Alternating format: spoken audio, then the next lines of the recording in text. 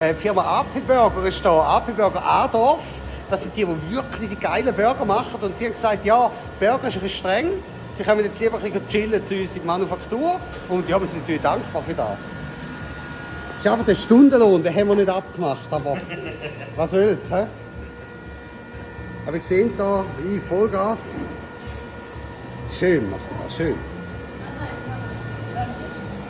Aber auch da, schauen wir, gerade ohne Hände. Jetzt musst du gut schauen. Da darf es keine Fleckchen geben. Da muss schön durchziehen, da auf der Seite. Ja. So, perfekt, perfekt. Und da ist ein Steady-Logo. Dann ist da oben wieder gespiegelt auf dem Streuer, dass es möglichst einfach spazieren kann. Sehr gut.